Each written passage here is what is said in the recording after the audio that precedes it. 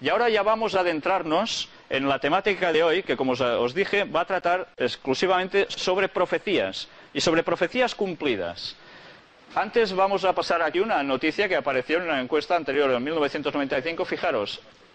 Jóvenes y crédulos, decía. El 22% de los jóvenes españoles creen los profetas y elegidos, y el 33% manifiestan fiarse de los horóscopos, según el informe de Juventud en España 2000, elaborado por el Instituto de la Juventud. Curiosamente, las cifras relativas a ambas cuestiones se han incrementado notablemente con respecto a la encuesta anterior de 1995. O sea que cuanto más tiempo va pasando, más la gente cree en asuntos de profetas, astrólogos, etcétera, etcétera, que les predigan un poco todo lo referente al futuro. Y fijaros que estamos viviendo en una época en la cual precisamente la gente, dada la situación mundial, se pregunta ¿qué va a pasar con este mundo?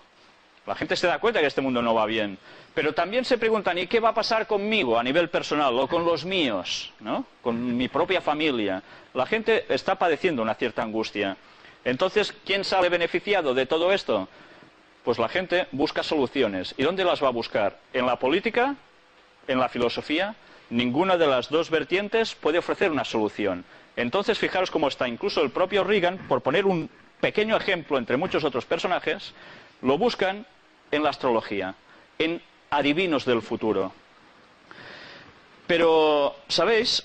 Los videntes, que tenemos una imagen de una mujer con una bola, ejemplo característico de evidencia, también para saber si son muy buenos o muy malos se miden por porcentajes sus aciertos. ¿Sabéis? Los que están considerados sumamente buenos, entre ellos mismos lo comentan, tienen un porcentaje de acierto de entre el 20 y el 30%. O sea, esto quiere decir que tienen un margen de error de entre el 70 y el 80%, que es muchísimo margen de error. Y en cambio son los mejor considerados por muchísima gente. Y la gente más importante del mundo va a acudir a ellos. Pero, ¿no os gustaría encontrar a alguien que os diera el 100% de fidelidad absoluta en el cumplimiento de sus cosas?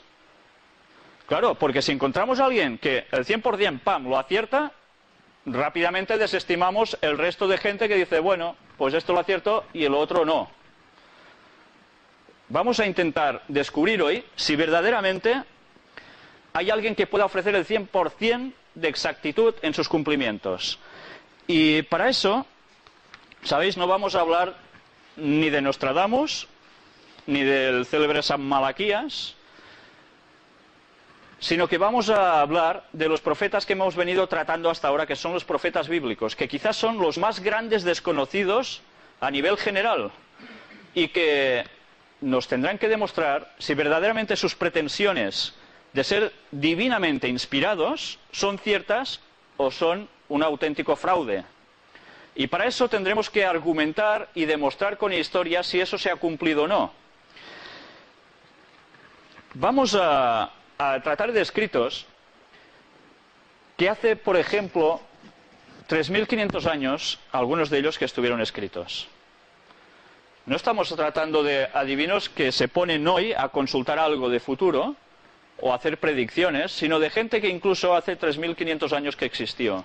Otros, bueno, pongamos 1.500 años antes de Cristo aproximadamente, otros hasta el 100 después de Cristo. Estamos hablando de gente de hace como mínimo 2.000 años que existieron.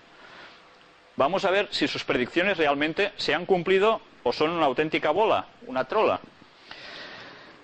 Pero, primero de todo, sabéis que hasta ahora, cada vez que os hemos enseñado un texto bíblico, lo hemos mostrado aquí, y vosotros lo podíais seguir, ¿verdad? Pues antes os he dicho que no vamos a tratar ni de Nostradamus ni de otros profetas o videntes que no cumplen el 100% de garantía. Vamos a intentar encontrar los del 100%.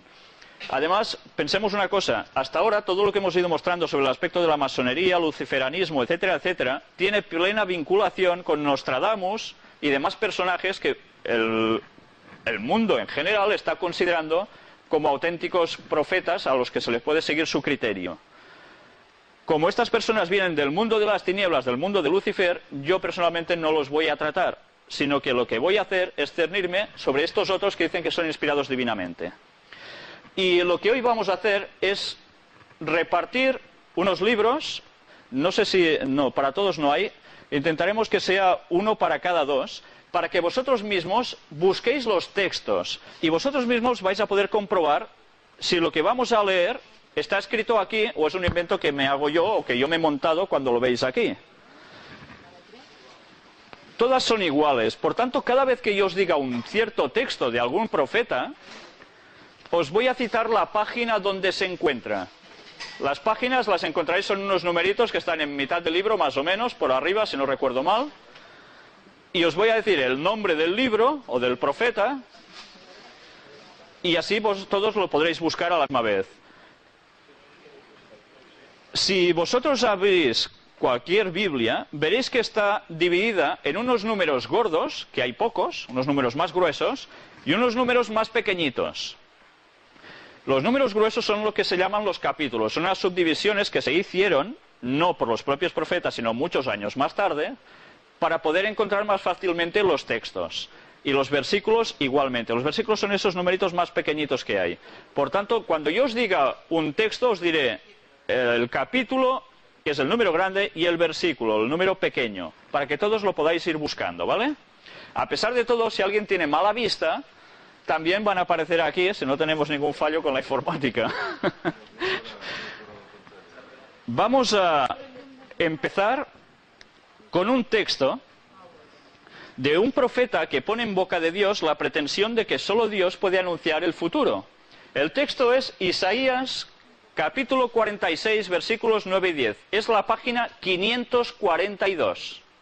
Según Isaías: acordaos de las cosas pasadas desde los tiempos antiguos, porque yo soy Dios, y no hay otro Dios, y nada hay semejante a mí, que anuncio lo por venir desde el principio, y desde la antigüedad lo que aún no era hecho, que digo, mi consejo permanecerá, y haré todo lo que quiero. Como os he dicho, esto lo dice profeta Isaías refiriéndose a Dios. Él dice, nadie más puede adivinar el futuro, dejaros de tonterías, solo yo, Dios, puedo decir el futuro. Vamos a ver si esto es cierto o es solo una fantasmada. ¿Me entendéis? Una pretensión absurda. Para hacer esto, otros textos dicen que utilizó a profetas y apóstoles. Vamos a leer dos textos. Buscar la página 881. Página 881. El libro se llama Hebreos.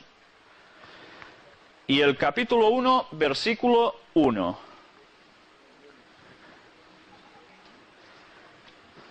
¿Tenéis todos la página 881? Hebreos 1:1. El texto dice: Dios, habiendo hablado muchas veces y de muchas maneras en otro tiempo a los padres por los profetas. ¿Veis? Los profetas eran los utilizados, dice Dios, para dar su mensaje. Pero ¿quién más aparte de profetas en la antigüedad? Buscad otra página, la 870. Estamos poniendo unas bases antes de adentrarnos de lleno en la profecía, ¿vale? El libro se llama Primera de Tesalonicenses, capítulo 2, versículo 13. Página 870. Y aquí nos dice, por lo cual también nosotros, sin cesar, damos gracias a Dios de que cuando recibisteis la palabra de Dios que oísteis de nosotros, la recibisteis no como palabra de hombres, sino según es en verdad la palabra de Dios, la cual actúa en vosotros los creyentes. Quien estaba escribiendo aquí era el apóstol Pablo. Por tanto, ¿a quién se utilizaba? Pues a profetas y a apóstoles, los discípulos de Jesús, ¿entendéis? Discípulos y otro apóstol, como era Pablo, que no era uno de los 12 que tenían su séquito. Pues como ya hemos puesto un poco las bases, vamos a decir un texto que aún puede parecer más una solemne tontería. Luego tendremos que comprobar si esto es cierto o no. El texto se halla en la página 878. Si buscáis vuestras páginas, 878. El libro es Segunda de Timoteo, capítulo 3 y versículo 16. Este texto dice, toda la escritura, refiriéndose a toda la Biblia, es inspirada por Dios y útil para enseñar, para redarguir, para corregir, para instruir en justicia. O sea que cuando estamos hablando teóricamente de un escrito profético bíblico, es inspirado por Dios todo, entero. No es un invento de nadie. Esta es la pretensión de estos profetas y estos apóstoles. Hoy tendremos que comprobar si esto es cierto, ¿vale? Y ahora ya empezaremos de lleno con la primera profecía que vamos a tratar hoy. La primera profecía es referente a Babilonia. ¿Todos conocéis que llamado Babilonia? ¿Una ciudad también? ¿Sí? Vale. Bueno, aquí hay una ilustración. ¿Sabéis que Babilonia se hizo famosa en el mundo antiguo por ser una de las 7 maravillas del mundo, en el cual precisamente había los jardines colgantes? Yo exactamente no sé cómo eran. Los pintores lo recrean como se imaginan que sería, porque no hay ninguna prueba gráfica de ello. ¿Alguien ha estado en Babilonia, en la ciudad de Babilonia? No. Pero, ¿verdad que habéis visto alguna foto de Babilonia, algún reportaje? Cuando hubo la guerra en Irak, que es donde está situada la antigua Babilonia, se hablaba, incluso se veían imágenes de los soldados acercándose por esos sitios. Pero yo no sé si vosotros visteis algún sitio así, perfecto, con sus arboledas. Yo no lo he visto, pero eso tiene una lógica aplastante. No lo he visto porque Babilonia ya no existe como ciudad, existe como ruinas. Entonces, vamos a hablar, precisamente es una profecía sobre Babilonia, que se encuentra, buscarlo, página 522. El libro se llama Isaías, capítulo 13, y vamos a leer varios versículos. Para empezar, nos situaremos con el 1, y luego vamos a leer ya la profecía en sí. Isaías 13, versículo 1, página 522, dice: profecía sobre Babilonia revelada a Isaías, hijo de Amoz. ¿Por qué pone esto? Porque Isaías era un nombre de persona, pero antes, en la antigüedad, no tenían apellidos. Entonces se tenían que hacer valer del nombre de su padre, de su progenitor, para saber quién era el que hablaba. O sea, no existía Isaías Pérez, ¿me entendéis? Tenía que ser, pues, Isaías, hijo de Amoz, que era su padre. Entonces, gracias a eso se va sabiendo en la cronología en qué fecha podemos poner a este señor en la historia. Pero antes de hablar un poco sobre Isaías, vamos a ver precisamente la profecía. Fijaros lo que pone aquí, del 17 al 22. He aquí que yo despierto contra ellos a los medos, que no se ocuparán de la plata ni codiciarán oro. Por cierto, ¿sabéis quiénes eran los medos? ¿Os suena de algo eso? Hubo un imperio llamado los medo-persas, ¿verdad? Que eran 2 pueblos que se unieron por parentesco y juntos crearon un gran imperio. Pues fijaros, aquí se habla de ellos. Yo os digo una cosa, este escrito, luego lo veremos, se hizo precisamente cuando Babilonia estaba en apogeo. O sea, que no estaba en declive para nada. Y en cambio, se le ocurre a un señor ponerse en problemas y decir, pues vais a ver lo que va a pasar con Babilonia. Y él dice, he aquí que yo despierto contra ellos a los medos, que no se ocuparán de la plata ni codiciarán oro. Con arco tirarán a los niños, y no tendrán misericordia del fruto del vientre, ni su ojo perdonará a los hijos.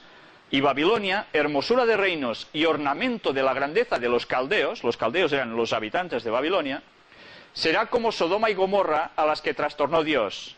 Y que ya sabéis vosotros que se dice que Sodoma y Gomorra quedaron extinguidas por un fuego, ¿no? Un fuego divino. Nunca más será habitada, ni se morará en ella de generación en generación. Ni levantará allí tienda el árabe, ni pastores tendrán allí majadas, sino que dormirán allí las fieras del desierto, y sus casas se llenarán de hurones. Allí habitarán avestruces, y allí saltarán las cabras salvajes. En sus palacios aullarán hienas, y chacales en sus casas de deleite, y cercano al llegar está su tiempo, y sus días no se alargarán. Yo no sé si os ponéis un momento en la piel del profeta. Imaginaros que este señor, que además era judío, está en una tierra extraña, cautivo, y encima no se le ocurre otra cosa que inventarse que esa gran ciudad y ese gran imperio, básicamente la ciudad, en concreto la cita él, va a quedar hecha añicos. A ver, si vosotros pronosticáis algo así, en un sitio donde la realeza manda con plena autoridad, lo más seguro es que os ejecuten pero vamos, seguro. Tenéis todos los números para terminar mal.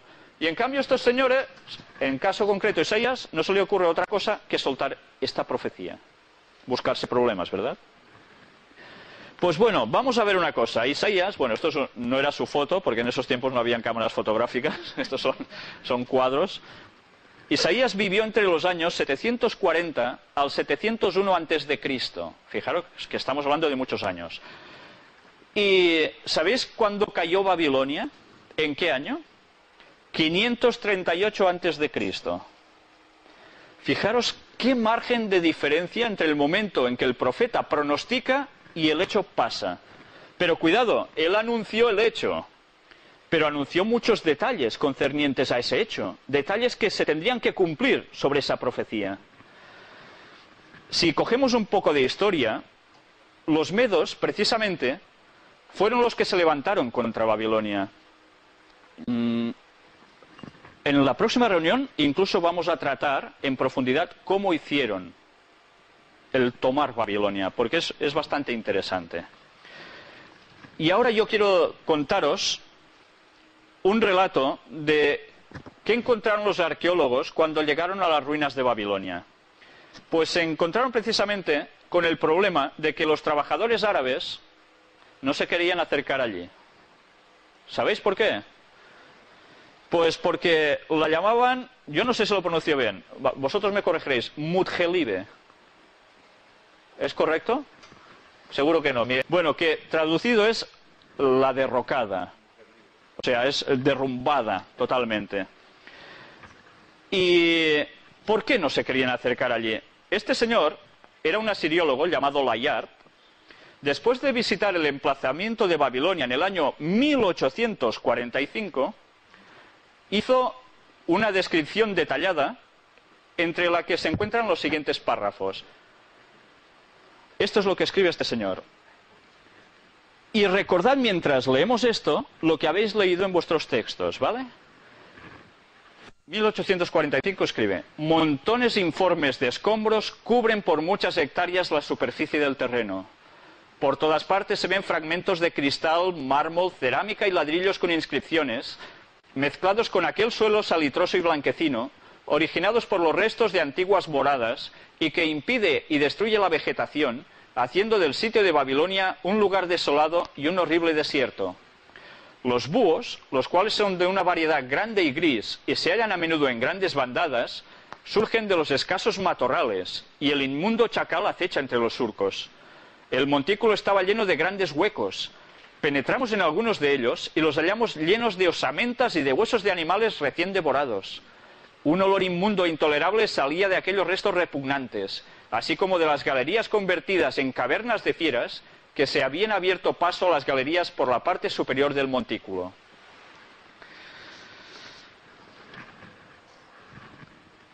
¿Os recuerda esto lo que habéis leído en los textos?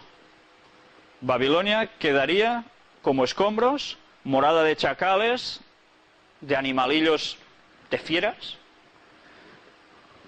Y esto que pasó hace tantos siglos, un profeta lo acertó muchos años atrás, y encima, curiosamente, en el año 1845 alguien escribe cuando llega allí lo que ve. Pero cuidado, ya veis que Babilonia como ciudad se ha vuelto a reedificar. ¿Vuelve a existir Babilonia como tal? No, sigue habiendo las ruinas. El texto decía que nadie más va a vivir allí. O sea que si a vosotros ahora se os ocurre ir y poner allí vuestra casita, vais a tirar esta profecía por tierra. Yo me pregunto, ¿por qué después de tantos años aún nadie lo ha hecho? La profecía, si es cierta, se va a seguir cumpliendo. ¿Entendéis? ¿Vosotros seríais capaces de hacer un pronóstico con esta precisión absoluta? Yo no. Si vosotros tenéis este don, enhorabuena, porque os vais a forrar. Y ahora vamos a tratar otra profecía que no tiene desperdicio y que yo cuando la conocí me llamó muchísimo la atención. ¿Habéis oído hablar de Tiro? ¿Os suena Tiro? ¿Sí?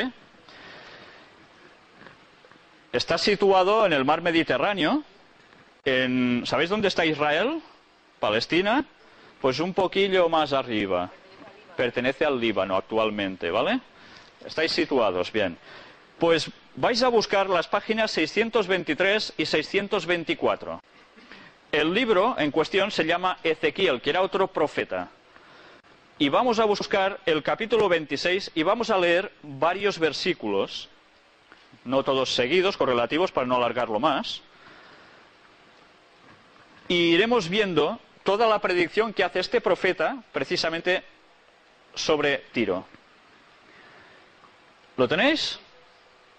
El texto dice: por tanto, así ha dicho Jehová el Señor: he aquí yo estoy contra ti, oh Tiro, y haré subir contra ti muchas naciones, como el mar hace subir sus olas, y demolerán los muros de Tiro, y derribarán sus torres, y barreré de ella hasta su polvo, y la dejaré como una peña lisa. Remarco esta frase: la dejaré como una peña lisa. Tendedero de redes será en medio del mar. No olvidéis esta frase. Porque yo he hablado, dice Jehová el Señor, y será saqueada por las naciones. Estábamos leyendo del 3 al 5. Ahora vamos a leer más versículos. El 7. Porque así ha dicho Jehová el Señor: he aquí que del norte traigo yo contra Tiro a Nabucodonosor, rey de Babilonia, rey de reyes, con caballos y carros y jinetes y tropas y mucho pueblo. Yo no sé si estáis percibiendo los detalles. El profeta además se atreve a decir quién va a atacar Tiro, aparte de cómo va a quedar Tiro. Vale, es como si yo ahora digo: mira, va a venir alguien de Valladolid que vive en cierto pueblo por allí, que se llama Pepe, ¿vale? Y vendrá justo aquí hoy y va a liar una que no veas. Hoy no, o de aquí 20 días, y que yo lo acierte. ¿Es que vais a quedar flipando? Pues esto lo hizo el profeta con mucha más antelación. Pero vamos a ver más textos. El versículo 12. Y robarán tus riquezas y saquearán tus mercaderías. Arruinarán tus muros y tus casas preciosas destruirán, y pondrán tus piedras y tu madera y tu polvo en medio de las aguas. Versículos ahora 14 y 15. Y te pondré como una peña lisa, tendedero de redes serás, y nunca más serás edificada. Porque yo Jehová he hablado, dice Jehová el Señor. Así ha dicho Jehová el Señor a Tiro: no se estremecerán las costas al estruendo de tu caída, cuando griten los heridos, cuando se haga la matanza en medio de ti. La descripción que le daba a Tiro no era muy halagüeña, ¿eh? La verdad es que si uno vivía en Tiro, se lo podía pensar dos veces si se iba corriendo de la ciudad antes de que eso pasara, si es que verdaderamente se lo querían creer que eso venía de parte divina. Ezequiel, fijaros, nos vamos a situar, vivió entre los años 592 y 570 a.C., y nos hablaba aquí de un personaje, el rey Nabucodonosor, rey de Babilonia, rey de reyes, muy poderoso, ¿no? Que vivió entre los años 604 y 561 a.C. Y ahora vamos a ver un poco con la historia. Primero vamos a enseñaros una foto de un señor que también tiene que ver con la cuestión. Bueno, este es Nabucodonosor. Y ahora vamos a ver otro señor. ¿Sabéis quién es este señor? Ah, sí, muy bien. Alejandro Magno. ¡Qué vista, qué vista!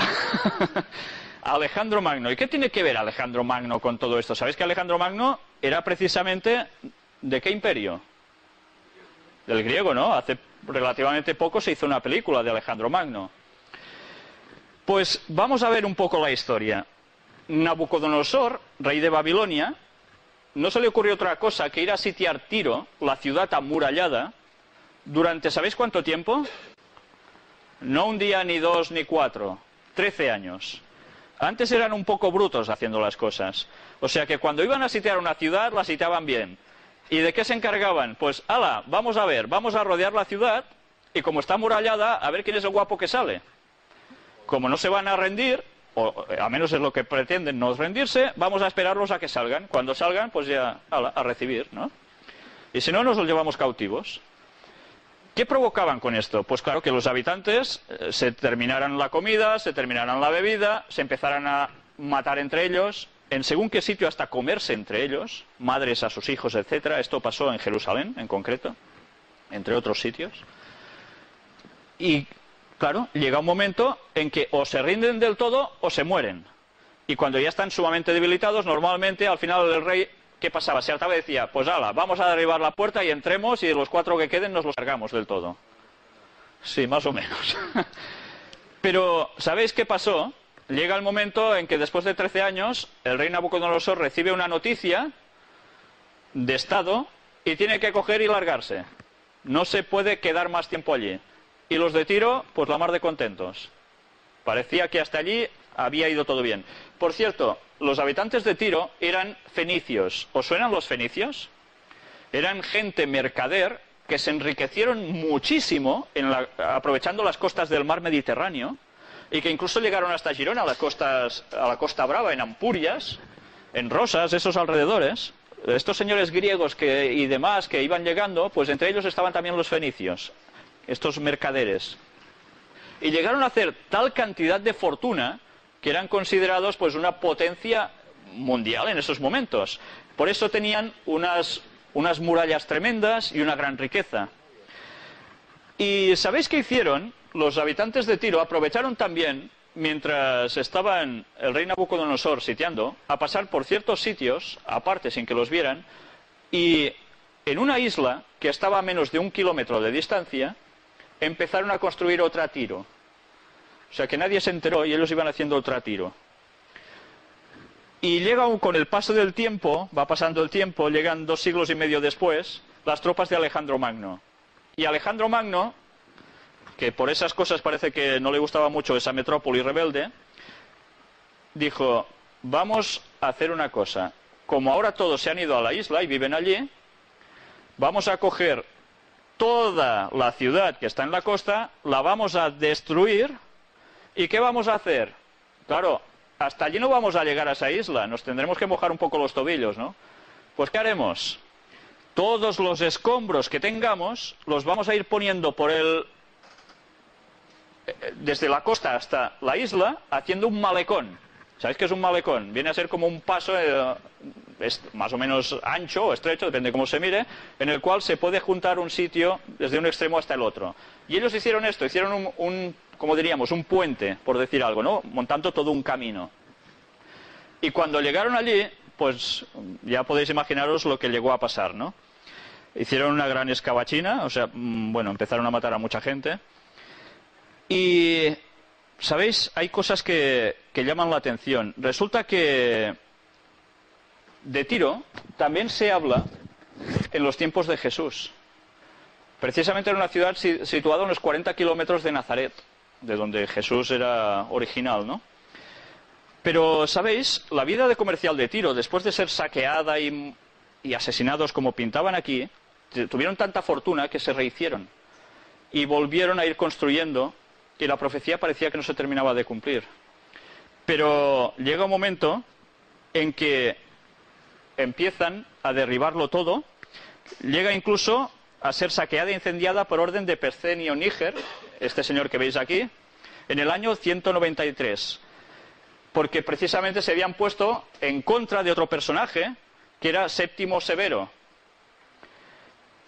Y este señor que veis aquí, no sé, la verdad es que hace cara de muy simpático, es una caricatura de un personaje, no he encontrado la foto real, es lo único que os he podido contar, pero bueno, más o menos para que os hagáis una idea de quién era. Este señor era Omar, entre los años 633 y 638 después de Cristo. Erigieron una muralla enorme que parecía inexpugnable, pero luego vinieron los cruzados en el año 1224, lo conquistaron, y finalmente llegaron los turcos en el año 1291 y aún hicieron más. Pero ¿sabéis qué pasó? La ciudad de Tiro quedó tan arrasada que la convirtieron literalmente en una peña lisa y jamás fue reedificada. La otra parte de Tiro sí, que sabéis, con la guerra del Líbano precisamente ha salido también en las noticias, pero la otra parte de Tiro jamás volvió a ser edificada. Y sabéis, yo pude ver un documental hace aproximadamente unos 5 años en televisión donde aún se veía Tiro como una peña lisa, auténticamente lisa. Pero cuidado, había un detalle muy importante en la profecía. ¿Sabéis para qué serviría? Decía el texto. Para que los pescadores tendieran sus redes, ¿vale? Y allí, pues, ¿qué se tendrían que dedicar a hacer? Pues a remendar las redes, ¿no? Pues precisamente las imágenes que yo contemplé eran eso. O sea que después de tantos años, la profecía sigue cumpliéndose. Y esa parte de Tiro jamás ha vuelto a ser edificada. ¿Cómo un profeta podía saber todo esto con tanta exactitud? Hubo un viajero y anticuario llamado Thomas Bruce, que era conde de Elgin, y fue a Tiro en busca de algún objeto suyo de interés. Y allí se encontró el hombre con unas columnas hundidas, que parece ser que las olas las terminaban de abatir, y en sus notas dejó lo que él presenciaba. Vamos a leerlo. La sola curiosidad me indujo a pasar por Tiro, y fui el triste testigo del cumplimiento de las profecías. 2 miserables pescadores, después de haber recogido algunos pescados, acababan de tender sus redes sobre las rocas de Tiro. Y eso mismo lo seguí viendo yo muchos años después.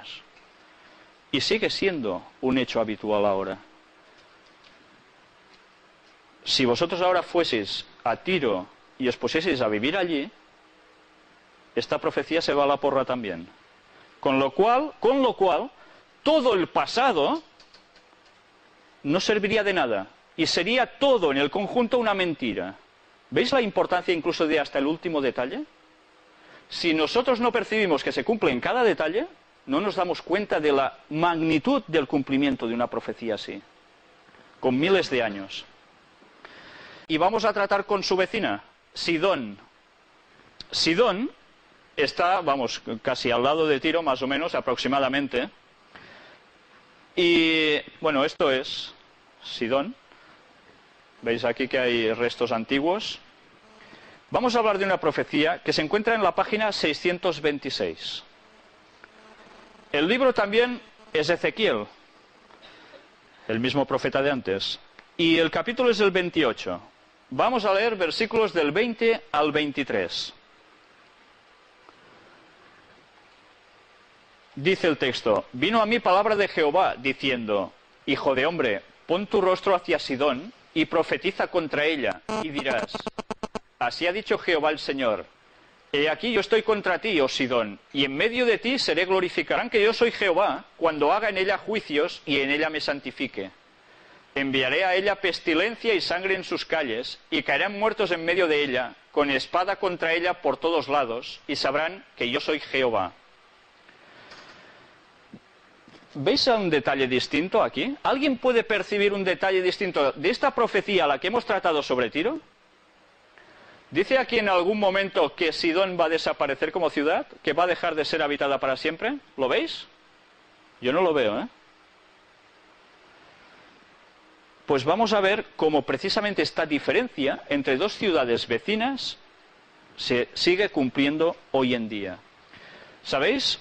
Vamos a hacer un poco de historia de Sidón. Resulta que Sidón pasó por numerosísimas batallas y ha sido así durante todos los siglos. El rey Cambises de Persia, este señor que aparece en un bajorrelieve, conquistó aquella ciudad en el año 526 a.C. En el 351 a.C.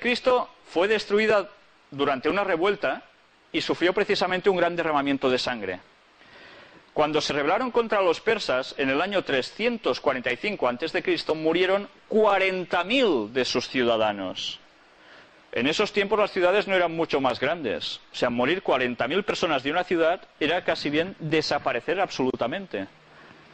Lo más fácil era decir, pues nos vamos a otro sitio, como ha pasado tantísimas veces cuando ha muerto tanta gente en una población.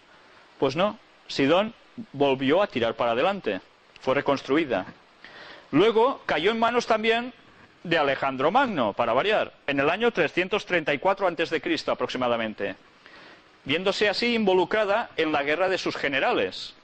Porque sabéis que Alejandro Magno, además, terminó mal. A los 33 años se muere por glotonerías, orgías, etcétera, etcétera, y sus 4 generales no se querían mucho, parece ser, pero sí querían mucho su imperio. Y se empezaron a coger cada uno su parte de tropas y a guerrear entre ellos. Con lo cual el imperio de los griegos se empezó ya a tambalear, no era tan poderoso como lo era antes, ¿no? En la época de Jesucristo, Sidón seguía siendo una ciudad rica y próspera. Luego llegan las cruzadas, en los años 1096 a 1270 después de Cristo. Fue sitiada en varias ocasiones, destruida, pero siempre reconstruida. En 1840 fue bombardeada por las flotas aliadas de Inglaterra, Austria y Turquía, y tomada por el almirante Napier. Como era de esperar, pues lógicamente hubo otra vez numerosos muertos, numerosos heridos. Incluso durante la Primera Guerra Mundial, pues también fue escenario de varias batallas muy fuertes. Pero sabéis, Sidón sigue existiendo actualmente, pero ya no se llama Sidón, se llama Saida. Básicamente el nombre sigue siendo el mismo. Pero ¿habéis visto? El cumplimiento de la profecía sigue en vigencia. Sidón aún está en pie. En cambio, Tiro, esa parte, no. ¿Cómo puede distinguir un profeta en un futuro tan lejano que las cosas sigan pasando con este cumplimiento? Lo visteis todos en la guerra del Líbano, que duró 33 días. ¿Quién atacó precisamente a Sidón? Pues los judíos, Israel. Y aquí veis imágenes de esos ataques, ¿no? Quedó bastante maltrecha. Pero bueno, siguen reconstruyendo y siguen hacia adelante. Ya veis qué constancia, ¿no? Y ahora sí, ahora ya nos vamos por Egipto. Y de Egipto también escribió Ezequiel, curiosamente. En vuestras páginas, estarán en las páginas 626-627, capítulo 29, versículos 9 y 10, y luego seguiremos leyendo otros textos. Dice, y la tierra de Egipto será asolada y desierta, y sabrán que yo soy Jehová, por cuanto dijo, el Nilo es mío, y yo lo hice. Una cosa, ¿por qué Dios dice que el Nilo es mío y yo lo hice? Porque sabéis que los egipcios tenían al Nilo como una divinidad absoluta, era el que les daba la vida. Entonces, ¿qué quiere decir con esto? Que él está por encima de los dioses egipcios, que tenían un montón, y entre los cuales destacaba uno que era el dios Sol, del que tanto hemos hablado en estas conferencias, demostrando su vinculación con la masonería, ¿vale? Sigue diciendo, por tanto, he aquí yo estoy contra ti y contra tus ríos, y pondré la tierra de Egipto en desolación, en la soledad del desierto, desde Migdol hasta Sebene, hasta el límite de Etiopía. Vamos a ver también versículos 14 y 15. Y volveré a traer los cautivos de Egipto, y los llevaré a la tierra de Patros, a la tierra de su origen, y allí serán un reino despreciable. En comparación con los otros reinos, será humilde. Nunca más se alzará sobre las naciones, porque yo los disminuiré para que no vuelvan a tener dominio sobre las naciones. Y en el capítulo 30, versículos 12 y 13 dice, y secaré los ríos, y entregaré la tierra en manos de malos, y por mano de extranjeros destruiré la tierra y cuanto en ella hay. Yo Jehová he hablado. Así ha dicho Jehová el Señor, destruiré también las imágenes, y destruiré los ídolos de Memphis, y no habrá más príncipe de la tierra de Egipto, y en la tierra de Egipto pondré temor. Yo no sé si os habéis ido quedando con los detalles de este texto. Nos dice cosas realmente impresionantes. Si hacemos un poco de historia, Nabucodonosor, cuando quedó chasqueado después de sitiar Tiro, marcha sobre Egipto para realizar saqueos. Y en esos tiempos Egipto era un imperio potente. Estaba bien Egipto. Sabéis que es conocido por los faraones, ¿no? Los invasores, ¿qué hicieron? Pues desenvainaron sus espadas y llenaron, como era de esperar, la tierra de cadáveres. Y la historia enseña que delante de Nabucodonosor, Necao, que era el faraón de esos momentos, perdió 100.000 de sus mejores soldados, que pronto está dicho. Y el faraón, ¿qué tuvo que hacer? Pues le entregó al monarca babilónico, ¿a quién? A su hija Nicrotis. Pero, ¿sabéis? La venganza de Nabucodonosor contra Egipto no llegó a su culminación, sino después de la muerte de Ezequiel. Ezequiel pronostica algo y se muere. Él no lo ve. Pero después que él se ha muerto, eso se cumple. No es fácil hacer eso, ¿eh? Cuando surge un impostor llamado Amasis, Nabucodonosor se apresuró a efectuar una batida en Egipto en el año 567 a.C., 3 años después de la muerte de Ezequiel. ¿Cómo podía saber eso Ezequiel? Pero sabéis, las predicciones de Ezequiel respecto a la suerte de Egipto iban mucho más allá de sus días. Anunció la última invasión asiática del Nilo, llevada a cabo por los persas, estos señores que veis aquí, y la forma como serían destrozadas las divinidades de Tebas, que supongo que esto lo habéis visto en más de un reportaje documental, también de Zoán y de Memphis. Por tanto, la desolación de ese país fue pronosticada. Y, curiosamente, Egipto, que llegó a ser el granero del mundo, queda sellado con una expresión: la tierra de Egipto será asolada y desierta. ¿Qué es Egipto actualmente? ¿Con qué lo relacionáis, Egipto? Arenas, unas ciudades, alguna en concreto, el Cairo, bastante grande, el resto bastante miseria y ruinas, por tanto turismo. ¿Entendéis? Pues cuando estas profecías se pronosticaron, Egipto era un imperio superpoderoso. ¿Cómo podía saber el profeta todo esto? Aquí vemos imágenes de esculturas enormes. Estas imágenes son las que decía el profeta que serían abatidas. Y aquí las tenéis. Son ruinas. Y el pueblo de Egipto, ¿qué es actualmente? ¿Se enorgullece sobre otra nación? Dijo que nunca más se pondría por encima de las otras naciones. No podrían chulear de nada. Porque ¿viven de qué? De turismo. Por eso cuando los fundamentalistas atacan a los turistas, temen de que no vayan turismo, y si no va turismo, Egipto se hunde, porque están viviendo básicamente de esto. Pero claro, vamos a hablar un poco de los presidentes de Egipto. Yo no sé si os habéis fijado en el texto, pero decía que no habría presidente de Egipto o rey de Egipto. ¿Qué quiere decir esto? Vamos a hacer un poco de historia. Resulta de que los persas, en el año 345 a.C., entraron en un periodo de decadencia, los de Egipto, sometiéndose a griegos, romanos, árabes, turcos, franceses, ingleses. Fijaros todas las generaciones de otras naciones que han ido masacrando Egipto con el tiempo. Y el rey Farouk, ¿os suena el rey Farouk I de Egipto? Los que seáis un poco mayores supongo que lo sabréis, ¿no? Que rigió precisamente los destinos de Egipto durante la década de los años 50, era descendiente de Mehemet Ali. ¿Sabéis quién era Mehemet Ali? Era un extranjero albanés que fue admitido precisamente como consecuencia de un convenio de 4 naciones europeas frente a los problemas con Turquía. Por tanto, el presidente no era egipcio. Pero cuidado, ¿quién manda actualmente en Egipto? ¿Lo sabéis? Hosni Mubarak, ¿no?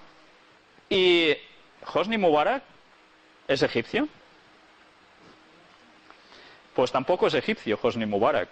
También fue puesto precisamente por intereses aliados europeos. Y fijaros que como presidente siempre o casi siempre está dando soporte ¿a quién?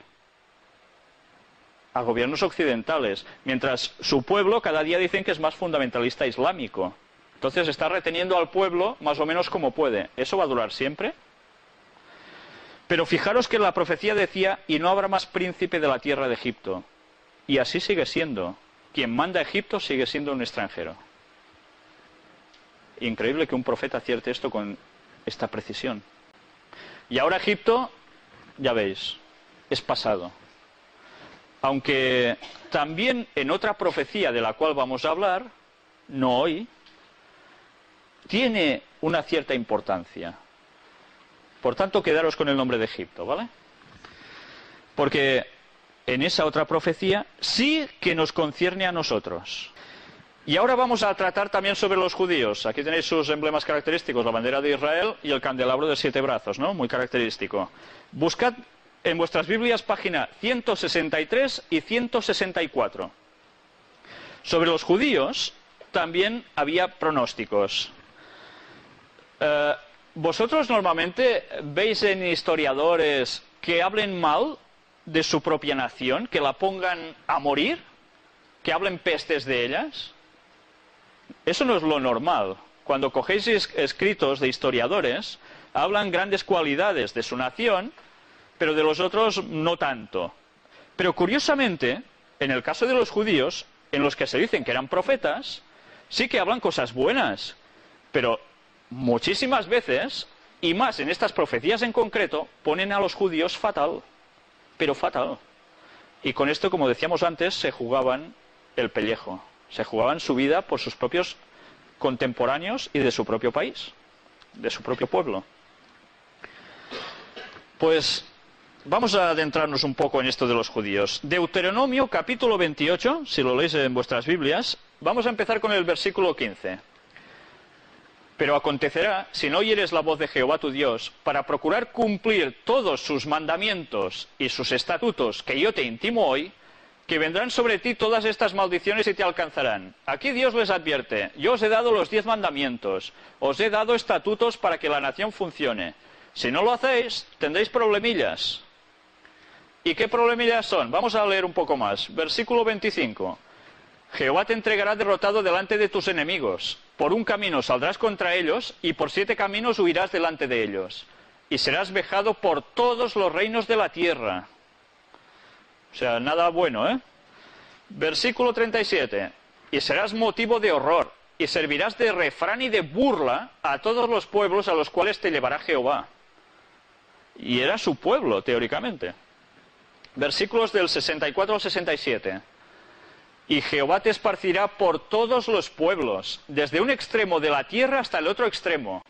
Y allí servirás a dioses ajenos que no conociste tú ni tus padres, al leño y a la piedra. Y ni aun entre estas naciones descansarás, ni la planta de tu pie tendrá reposo, pues allí te dará Jehová corazón temeroso, y desfallecimiento de ojos y tristeza de alma. Y tendrás tu vida como algo que pende delante de ti, y estarás temeroso de noche y de día, y no tendrás seguridad de tu vida. Por la mañana dirás: ¿quién diera que fuese la tarde? Y a la tarde dirás: ¿quién diera que fuese la mañana? Por el miedo de tu corazón con que estarás amedrentado, y por lo que verán tus ojos. Esta profecía fue escrita por Moisés en el año 1500 antes de Cristo. Estamos hablando de una profecía escrita hace 3500 años sobre su pueblo, los judíos. ¿Y los judíos hicieron caso de guardar los mandamientos de Dios a nivel general?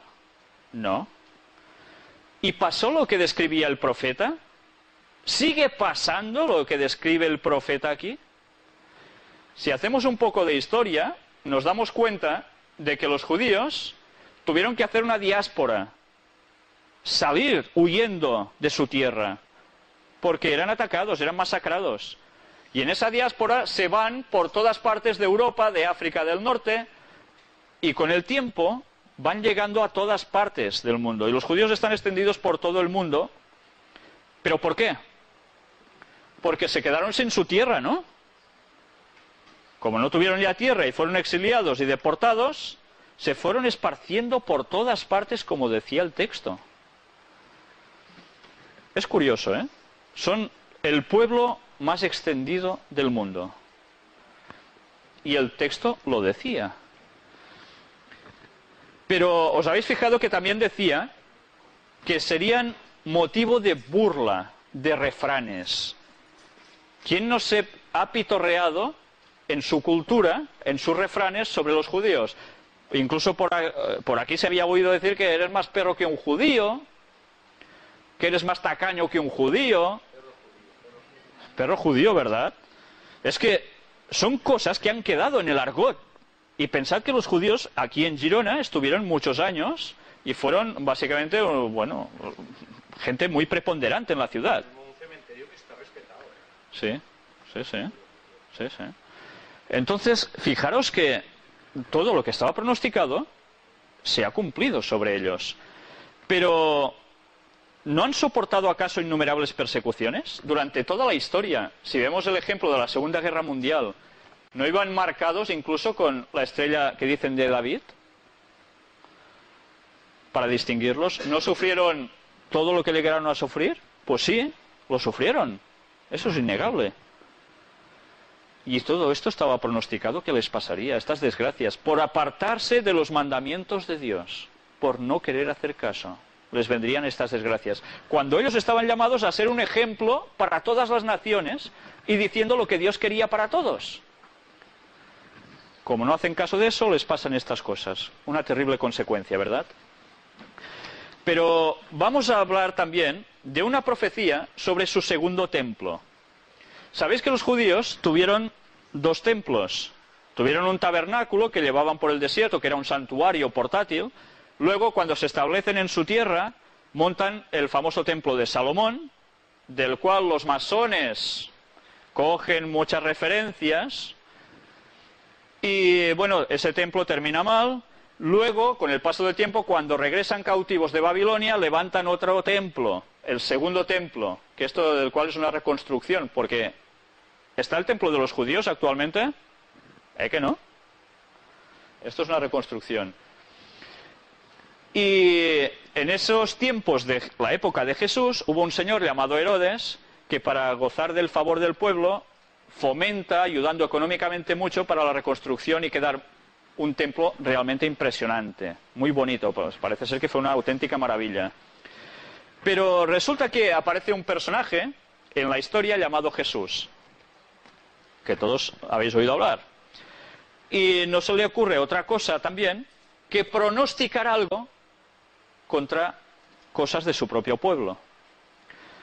Y esto lo vais a encontrar en la parte de la Biblia que se llama el Nuevo Testamento, que es cuando Jesús aparece en la historia, la página 715. El libro se llama Mateo. Y el capítulo 24, versículos 1 y 2. Fijaros qué dice Jesús.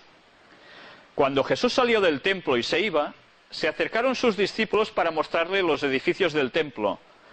¿Por qué hicieron esto los discípulos? Como era un templo fantástico, los discípulos decían, mira, Señor, qué pedazo de templo más bonito tenemos. Y Jesús los sorprende diciendo, respondiendo él les dijo, ¿veis todo esto? De cierto os digo que no quedará aquí piedra sobre piedra que no sea derribada. ¿Este pronóstico pasó o no pasó? Jesús aproximadamente murió en el año 30 y algo de nuestra era, de la era cristiana. Pero ¿cuándo se cumplió esta profecía? Porque se cumplió, ¿lo sabéis? Pues precisamente se cumplió en el año 70, 40 años después que Jesús ya había muerto. ¿Y qué pasó? Pues que precisamente los romanos, por una revuelta que hubo, se liaron y tenían órdenes estrictas de no hacerlo, a atacar ese templo. Lo destruyeron, lo quemaron. ¿Y qué queda actualmente de este templo? Se dice, mucha gente dice, lo que queda es el muro de las lamentaciones, donde todos habéis visto, supongo por televisión, los judíos que se acercan y van haciendo todo el rato así con la cabeza, sus oraciones. ¿Esto es el templo? ¿Son piedras que quedan del templo? No. Lo que les queda, que es esta pared, era sencillamente un muro de contención porque el templo estaba ubicado arriba. Por tanto, esto no forma parte ni de ese templo. Con lo cual, la profecía de Jesús de que no quedaría piedra sobre piedra fue totalmente literal. Absolutamente literal. Y buscad también la página 767. El libro se llama Lucas, capítulo 21 y versículo 24. También Jesús es el que habla aquí. Y fijaros qué dice. Y caerán a filo de espada y serán llevados cautivos a todas las naciones. ¿Pasó esto o no pasó? Pues sí, Jerusalén fue atacada, fue masacrada con espadas. ¿Y qué pasó con la gente? Que los que sobrevivieron fueron llevados cautivos a todas las naciones. Jesús lo pronosticó y se cumplió. Ezequiel había hecho algo parecido. Jesús entra más en detalles incluso hablando de su templo, ya veíais, ¿no? Luego, la segunda parte de este versículo no tiene ningún desperdicio. Y Jerusalén será hollada por los gentiles. ¿Quiénes son los gentiles? En el pensamiento judío, gentil es todo aquel que no es judío. Por tanto, seamos de donde seamos, cubanos, chilenos, de Madagascar, de la India, de Teruel, de donde queráis, todos somos gentiles para ellos, si no son judíos. O sea que Jerusalén tenía que ser hollada, dice, hollada, ¿sabéis qué significa, no? Por gente que no era judía. Hasta que los tiempos de los gentiles se cumplan. ¿Qué quiere decir esto? Recordad esto, porque esto es profecía, y de esto vamos a tratar también, si queréis, junto con el tema que os había dicho antes. Eso solo si queréis después de terminar las conferencias que hay previstas. Pero esto no tiene desperdicio porque esto sí que nos va a afectar a todos. Pero a todos, de eso nadie se va a librar. Pues todo pasó tal como estaba escrito en las profecías.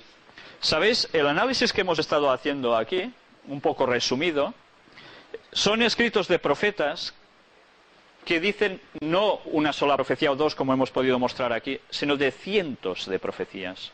En la Biblia hay cientos de profecías. Lucas 21-24. Y todas ellas se han cumplido a la perfección. Son los únicos videntes que han demostrado tener el 100% de infalibilidad. Por tanto, ¿por quién creéis que, si pienso un poco, me voy a regir yo? ¿Por los que tienen un margen de error del 70-80% siento los mejores? ¿O por gente que me ofrece el 100% de fiabilidad? Sinceramente voy a ser un poco pelandrusco si no me voy al 100% de fiabilidad, ¿me entendéis? Acciones científicas. Vamos a tratar un poco sobre unas cosas que la ciencia no ha ido descubriendo hasta que han pasado un montón de años. Y estaban escritas en la Biblia. Buscad la página 405. El tema es la gravitación universal. ¿La Biblia hablaba de la gravitación universal? El libro en cuestión se llama Job. Capítulo 26 y versículo 7. El texto dice: Él extiende el norte sobre vacío, cuelga la tierra sobre nada. Otras versiones dice sobre la nada directamente. Claro, nosotros leemos esto en el año 2006 y dices, ya, ¿y qué? Esto lo sabe hasta, vamos, un niño recién nacido casi cuando ha ido al cole, ¿no? Sí, ¿eh? Que sí, ¿eh? Pero, ¿sabéis? Esto fue escrito por Moisés, también 1500 años antes de Cristo. Y hablaba sobre un personaje llamado Job, que era anterior al pueblo judío incluso. O sea, de un chorro de años tremendos.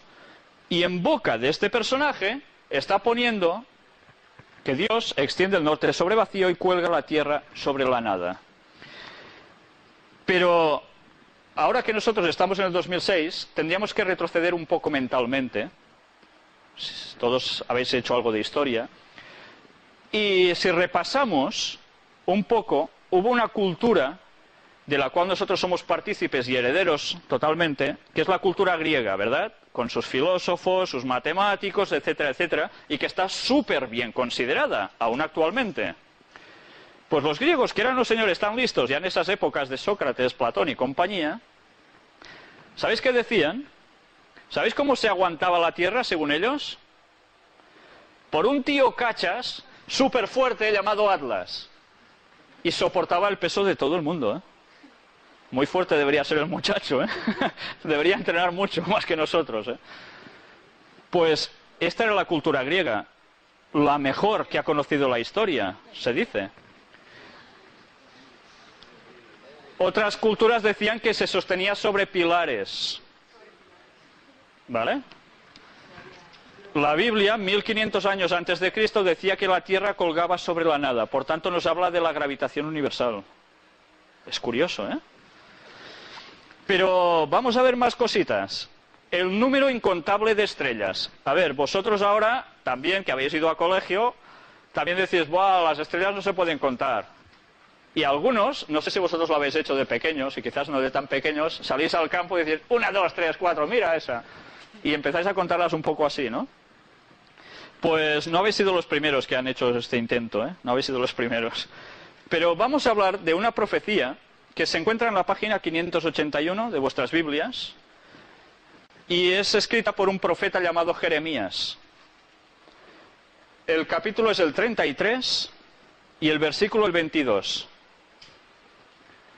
El texto en cuestión dice: como no puede ser contado el ejército del cielo, se está refiriendo a las estrellas cuando habla de ejército del cielo, ni la arena del mar se puede medir, así multiplicaré la descendencia de David mi siervo y los levitas que me sirven.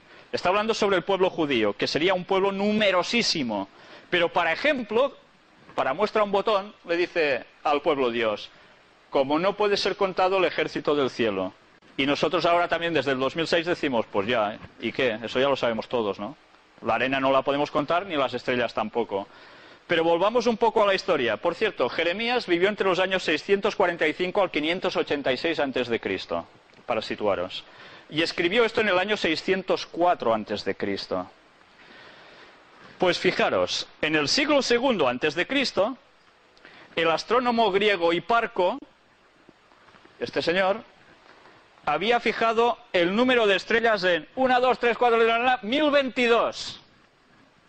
No hay más, hay 1022 estrellas según Hiparco en el siglo II antes de Cristo. Luego pasan 3 siglos y llega el astrónomo Ptolomeo de Alejandría y se puso un poco chulo el muchacho. Se enorgullecía de añadir a su catálogo 4 estrellas más. Tenía mejor vista, se ve el muchacho. No lo sé, pero contó 4 estrellas más. Y sí, se añadieron a su catálogo oficialmente, ¿eh? Pero luego, claro, ¿qué pasa? Llega un señor llamado Galileo Galilei que inventa ¿el qué? El telescopio un poco ya bien hecho. Y este señor, ¿qué dice? Pues, ¡hola! ¡Qué montón de estrellas que se ven que a simple vista no veía yo, ni nadie! Y se da cuenta de que hay muchas más. Pero él tampoco dice de que sean infinitas o no. Y actualmente, gracias a qué sabemos que las estrellas son infinitas, que no podemos llegar a contarlo. Galileo Galilei hizo el descubrimiento del telescopio un poco bien hecho y vio muchas más, ¿no?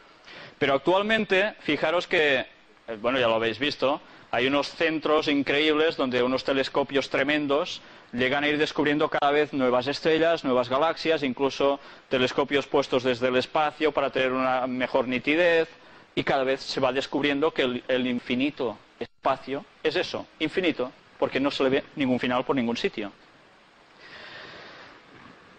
Pues ya veis cómo Jeremías se anticipó bastante, ¿no? En palabras de Dios, no suyas, de Jeremías. Porque una cosa es curiosa, nunca ningún profeta bíblico dice que habla porque él es el más listo de todos, sino que dice que lo que dice es porque Dios se lo ha dicho. Esto hay que tenerlo en cuenta. Es la gran diferencia entre los videntes que están montando el mundo actualmente, donde van políticos y demás que decíamos antes, y el profeta bíblico, nada que ver. Hay una cosa que también es interesante, y es que los videntes actualmente también dicen, muchos de ellos, que reciben revelaciones de seres guías, gurús, espirituales. ¿De qué parte vienen? ¿De parte de Dios o de parte luciferana? ¿Recordáis que dijimos que no solo había apariciones de seres angelicales buenos y divinos, sino que también Lucifer hace lo mismo haciéndose pasar por bueno a veces, ¿vale? Él o sus ángeles. Y todo esto lo hemos ido mostrando aquí, ¿no? Pero ahora vamos a hablar también de otra cuestión, el peso del aire. Toma fórmula. Si vosotros entendéis esto, yo no. Pero esta es la fórmula. Página 406. El libro también es el de Job, escrito por Moisés, como os he dicho antes. Capítulo 28 y versículo 25. El texto dice: al dar peso al viento o al aire, según la versión, y poner las aguas por medida. Ahora, claro, sabemos que el aire pesa, ¿verdad? Pero ¿esto cuándo se descubrió? Pues no hace tanto de esto, hace pocos siglos. Y aquí, el profeta, hablando por Job, que era ya a saber de qué año, y ya estaba diciendo esto. Y ahora cuando se hacen cálculos, se cuenta con el peso del aire. ¿Cómo podía saber alguien que se nos pinta que los de antes iban con sandalias y 4 cosillas más, pobrecitos, saber esto? Pues si no era una revelación divina, ¿cómo podían saber, no? Esto y todo lo otro que hemos ido viendo. ¿Vosotros sabéis la polémica que hubo porque la Tierra era o no redonda? Todos conocéis la historia de Colón, ¿no? Y su famoso huevo, el huevo de Colón. Pues bueno, esta foto es muy bonita, ¿no? La Tierra vista desde el espacio. Buscad la página 538. Volvamos al profeta Isaías, que como veis no solo cita pronósticos en el futuro, sino que además escribe sobre otras cuestiones. Isaías 40, versículos 21 y 22. Página 538. Como os he dicho, vivía entre el 740 y 701 a.C. ¿No sabéis? ¿No habéis oído? ¿Nunca os lo han dicho desde el principio? ¿No habéis sido enseñados desde que la tierra se fundó? Él está sentado sobre el círculo de la tierra, cuyos moradores son como langostas. Él extiende los cielos como una cortina, los despliega como una tienda para morar. ¿Qué dice el versículo 22? Él está sentado sobre ¿qué? Sobre el cuadrado de la tierra, ¿no? El círculo de la tierra. Bueno, pues vamos a hacer un poquillo de historia. Vamos a ver. En la Edad Media, ya lo sabéis que se creía que la tierra era plana. Recordáis que en Galicia hay el Cabo Finisterre, en el otro extremo de España, y los marineros decían, uy, este mar puede ser terrible, pero claro, allí se termina. ¿Y donde se termina qué pasa? Pues que el agua hace ¡guau! Y barco que pasa por allí ¡guau! Y a saber dónde va. Porque la tierra era plana. Este era el concepto que había. Luego, resulta que los griegos, los señores tan listos, decían, la tierra tiene forma de tambor, de cilindro, decía otro, y que solo se podía habitar por encima, porque claro, si habitabas por debajo te caías. ¿Eh? Ahora decimos, qué absurdos, ¿eh?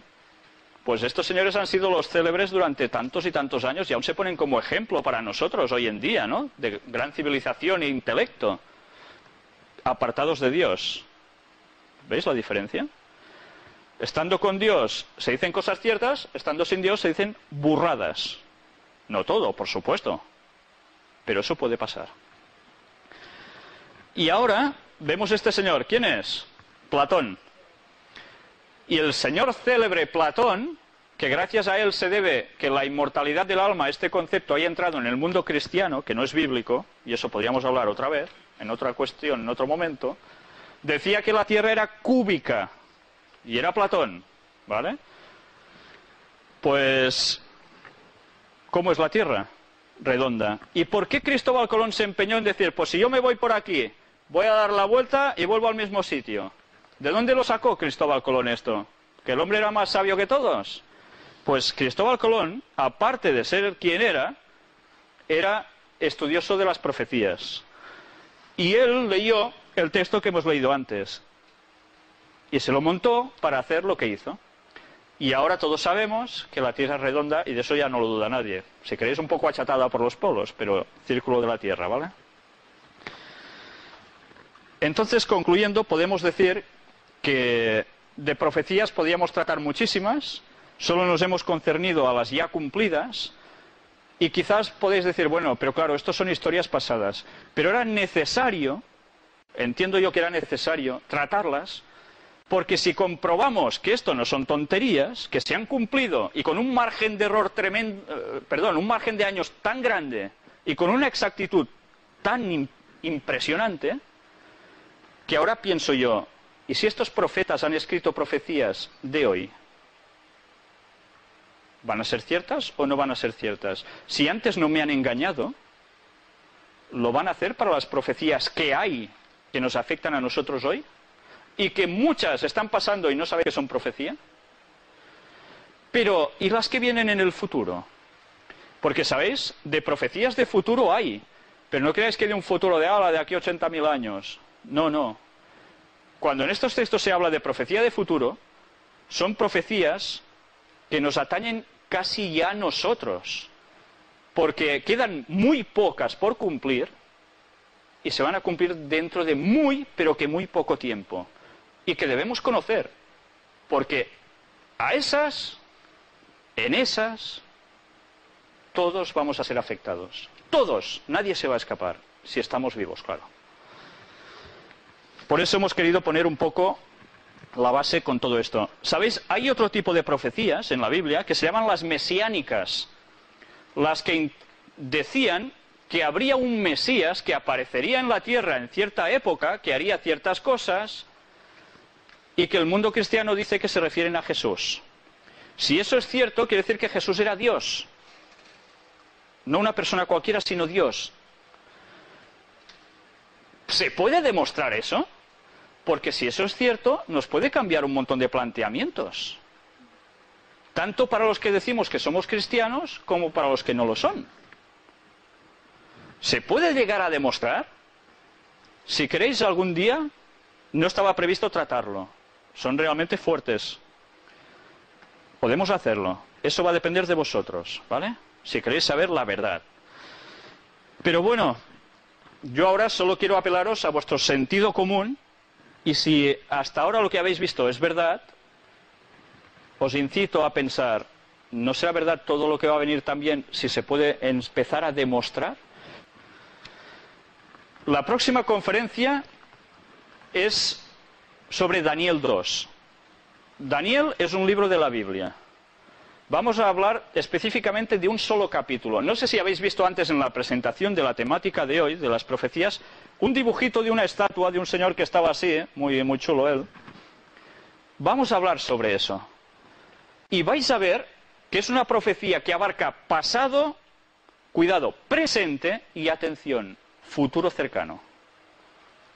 Y es quizás, para la gente que empieza a ponerse en profecías, una de las más tremendas que hay para darse cuenta de que no todo pasa porque sí.